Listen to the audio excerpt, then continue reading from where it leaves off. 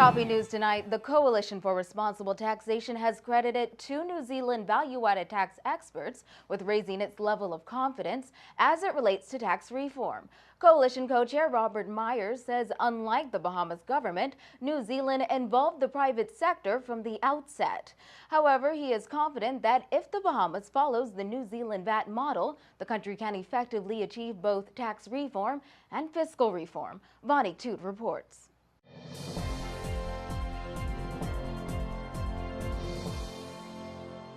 After meeting with two New Zealand VAT experts last week, co-chair of the Coalition for Responsible Taxation, Robert Myers, says a number of their fears have been allayed. He also agreed with John Schuman that the proposed July 1st implementation date would be extremely challenging and in fact encouraged the government to hold off on implementation until early next year.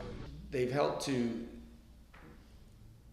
sort of pacify everybody's fears. Right. What they've done is they've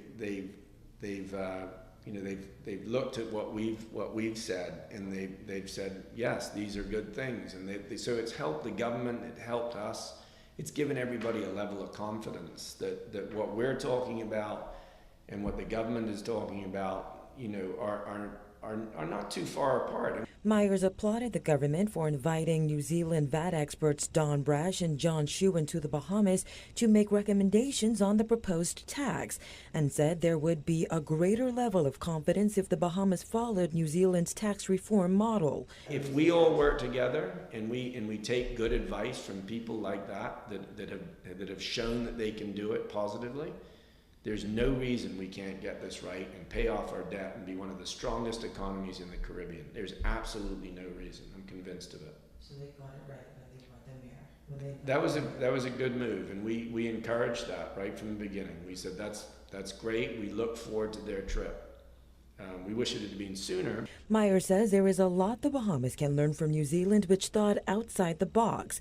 In fact, he believes the process of implementation would have been further along if the Bahamas government had taken New Zealand's approach of involving the private sector from the very beginning, instead of releasing what he called a complicated VAT tax bill. They've really taken the private sector's thought process on this and pushed it through legislation. They actually implemented a implementation team prior to even legislation, this group of 3 private sector individuals. So from the white paper to the actual implementation, they did that in 20 months, right? So you can see we've already lost 12, 14 months because we didn't do some of the things that they've done.